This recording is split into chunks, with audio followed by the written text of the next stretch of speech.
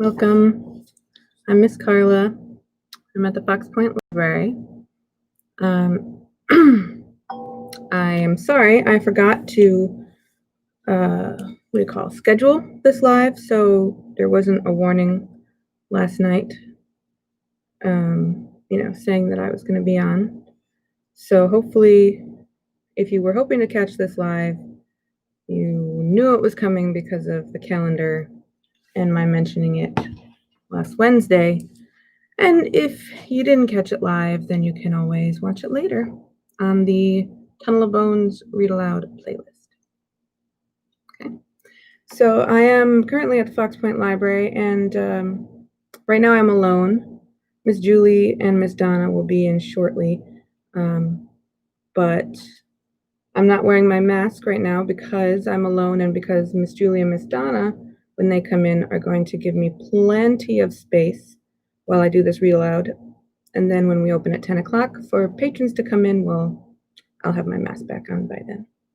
So let's get to reading so we can maybe get through 2 chapters. That would be nice. Because right now we are on chapter 2, page 19. Calling the Tuileries a garden is like calling Hogwarts a school.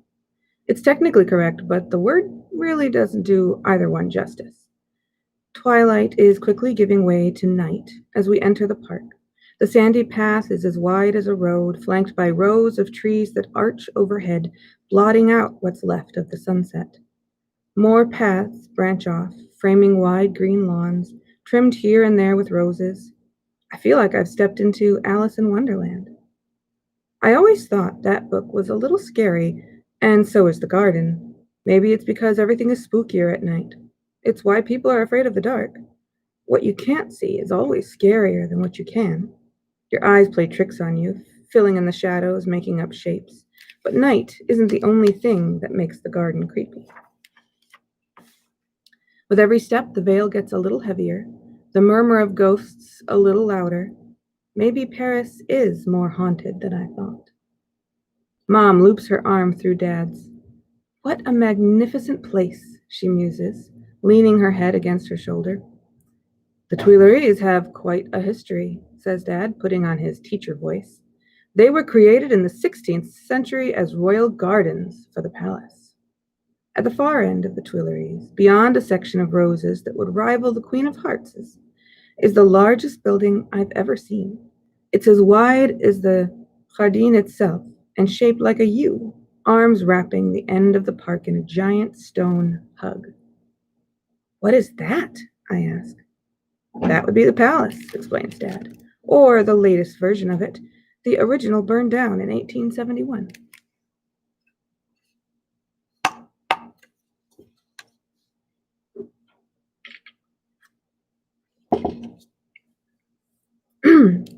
As we get closer, I see something rising from the palace's courtyard, a glowing glass pyramid.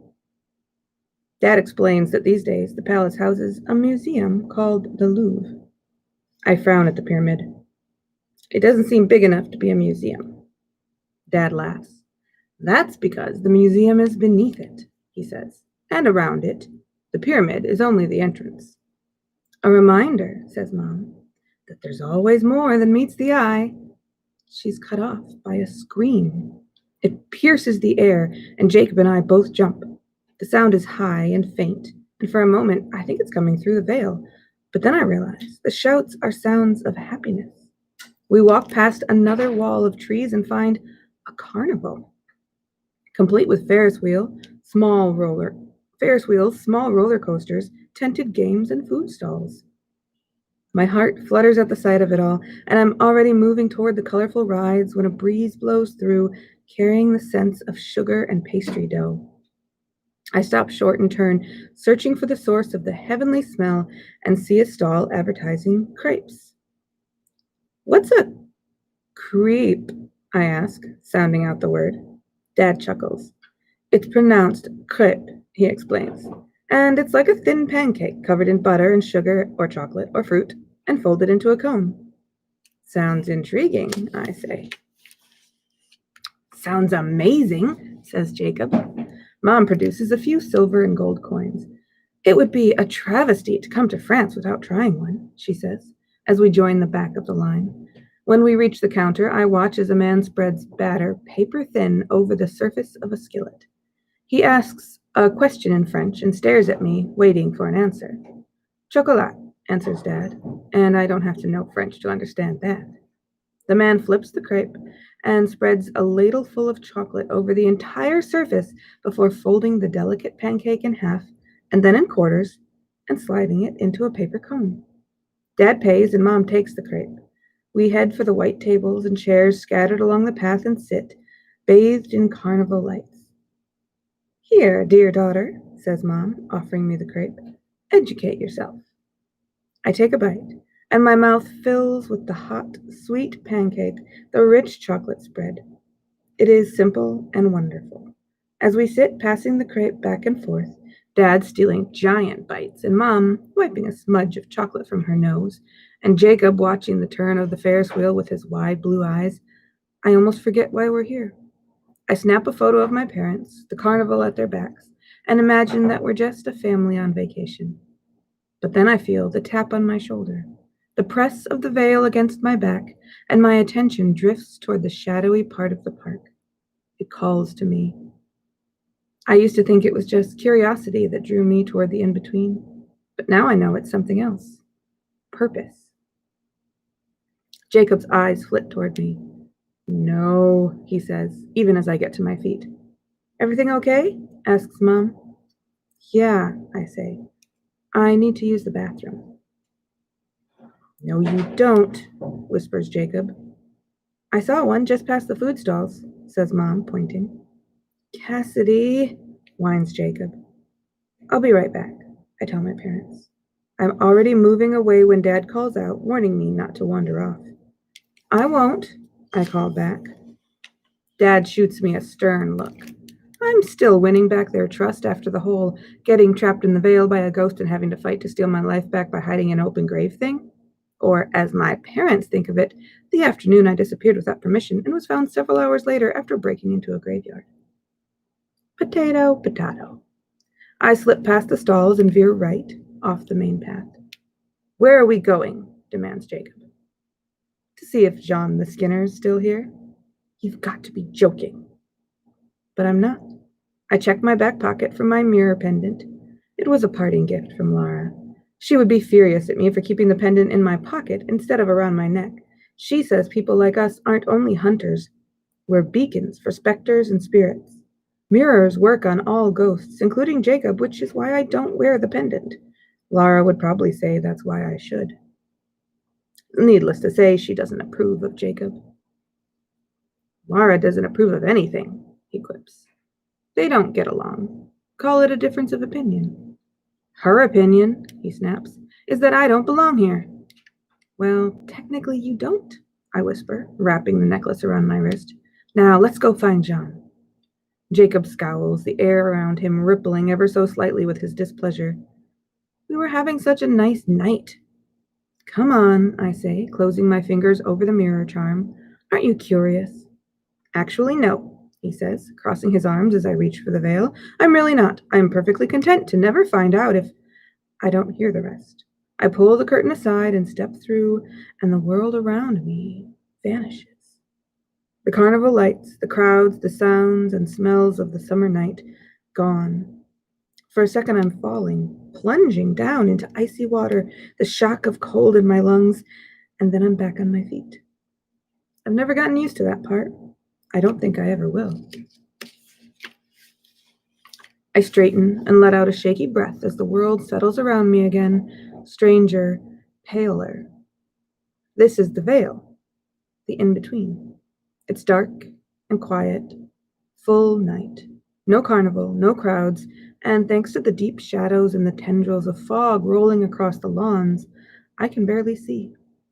Jacob appears beside me a second later, obviously sulking. You didn't have to come, I say. His foot scuffs the grass. Whatever. I smile. Rule number 21 of friendship, friends don't leave friends in the veil. Jacob looks different here, fleshed out and colored in, and I can't see through him anymore. Meanwhile, I'm less solid than I was before, washed out and gray, with one glaring exception, the ribbon of light shining through my rib cage. Not just a ribbon, but a life. My life. It glows with a pale blue-white light, and if I were to reach into my chest and pull it out, like some kind of gruesome show and tell, you'd see it's not perfect anymore. There's a seam, a thin crack, where it got torn into. I put it back together, and it seems to be working well enough, but I have no desire to test how much damage a lifeline can take. "Oh, well," says Jacob, craning his head. "Looks like no one's here. We better go." I'm as nervous as he is, but I hold my ground. Someone is here. They have to be here. That's the thing about the veil. It only exists where there's a ghost. It's like a stage where spirits act out their final hours, whatever happened that won't let them move on. My hands go to the camera around my neck, and the mirror pendant wrapped around my wrist chimes faintly as metal hits metal. The sound echoes strangely in the dark. As my eyes adjust, I realize that buildings outside the park are gone, erased either by time, if they haven't been built yet, or simply by the boundaries of this particular in-between, whoever it belongs to. The question is, whose life, or rather death, are we in? The night sky is getting brighter, tinged with a faint orange glow. Cass, says Jacob, looking over my shoulder. I turn and stop, my eyes widening in surprise. There's no Jean the Skinner, but there is a palace, and it's on fire. That's the end of chapter 2. Hi, Francisco. Chapter 3 is page 29. Let's see. Oh yeah, chapter 3 is short. The fog isn't fog at all, but smoke. The wind picks up and the fire quickens, the air darkening with soot. I can hear shouting and carriages rattling over stone, and through the smoke I see a huddle of figures on the lawn, faces turned up toward the blaze. I step closer, lift the camera's viewfinder to my eye, and take a picture. Cass, says Jacob, but he sounds far away, and when I turn to look for him, all I see is smoke. Jacob? I call out, coughing as the smoke tickles my throat, creeps into my lungs. Where are... A shape crashes into me. I stumble back into the grass, and the man drops the bucket he was hauling. It topples onto the ground, spilling something black and viscous. I know instantly that this is his place in the veil. The other ghosts are just set pieces, puppets, but this man's eyes, as they fall on me, are haunted. I scramble to my feet, already holding up the mirror pendant, ready to send him on. But there's no necklace wrapped around my wrist. No mirror hanging in the air. I look down, scouring the ground where I fell, and see the necklace shining in the grass where it must have slipped off. But before I can reach it, the ghost grabs me by the collar and pushes me back against a tree. I try to twist free, but even though he's a ghost, and I'm not, the veil levels the playing field. "Jacob!" I shout. The man's grip tightens as he spews at me in French, the words a mystery, but the tone clear and cruel. And then he trails off, his eyes dropping to the camera at my chest. No, not the camera, I realize with horror. The thread. The blue-white glow of my life.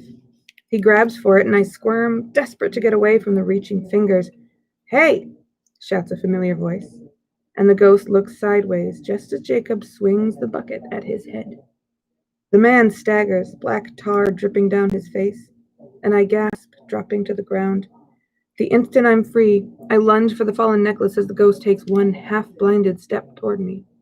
I grab the necklace and scramble up, holding the pendant out in front of me like a shield. The ghost comes to a halt, his attention caught on the little round surface of the mirror. A mirror, explained Lara, to reflect the truth, to show the spirit what they are. The mirror traps the ghost, but the words, spell, the incantation, send them on. I didn't know there were words until a week ago. Didn't know about the power of mirrors or lifelines. But as I stand here now, facing the specter, my mind goes blank. I can't remember the words. Panic rushes through me as I grasp for them, find nothing. And then Jacob leans in and whispers in my ear. Watch and listen, he prompts. And just like that, I remember.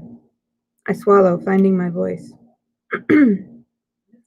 Watch and listen, I order the ghost. See and know. This is what you are. The whole veil ripples around us, and the ghost thins until I can see through him, see the dark thread coiled inside his chest, lightless, lifeless. I reach out and take hold of his thread, the last thing binding him here to this world. It feels cold and dry under my fingers like dead leaves in the fall. As I pull the cord from his chest, it crumbles in my palm, vanishes in a plume of smoke, and then so does the ghost. He dissolves, ash and then air, there and then gone.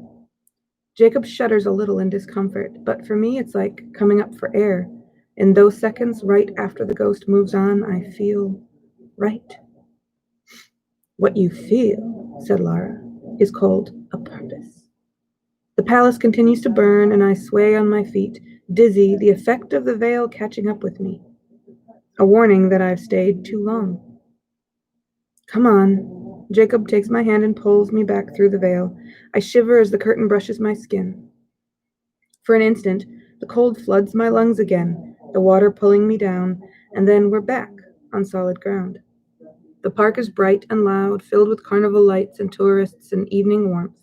Jacob is faded again, vaguely see-through, and I'm solid, the bright coil of my life hidden safely beneath flesh and bone.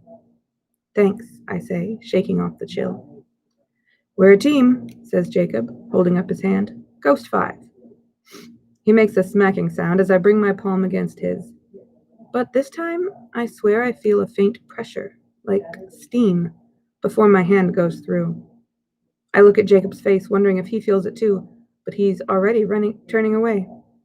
There you are, says Mom, holding out the last bite of crepe as I return to the table. I had to shield this from your father. Nearly lost a finger. Sorry, I say. The line was long. I don't like lying to my parents, but I tried telling them the truth after the whole incident in the graveyard, and they didn't believe me. So maybe that makes this lie a little smaller. Yeah, said Jacob. Keep telling yourself that. Dad rises, brushing off his hands. Well, darling family, he says, wrapping an arm around my shoulders, we better head back. The darkness is heavy now, and the veil is still pressing against me, calling me back. But as we make our way through the Tuileries, I'm careful to stick to the path and stay in the light. That's the end of chapter 3. I think we can get through chapter 4 before 9:30, so I'm going to read it. The next morning, our local guide is waiting for us in the hotel's salon, the dining room. She's tall and slim in a green blouse and a cream-colored skirt. She has high cheekbones and a heart-shaped face and dark hair pulled up in a complicated bun. She's younger than I expected, maybe in her 20s. You must be Madame Deschamps, says Mom, holding out her hand. Please, says the woman in a silky voice, call me Pauline. Her French accent makes everything sound musical. It's funny, I used to think the same thing about Scottish accents, but now I realize the accents are like two kinds of music, as different as a ballad and a lullaby. Dad says something in French, and Mom laughs, and suddenly I feel left out, like they've told a joke I don't get. You speak well, says Pauline, and Dad blushes. I studied in college, he says, but I'm afraid I'm rusty. Pauline, says Mom, this is our daughter, Cassidy.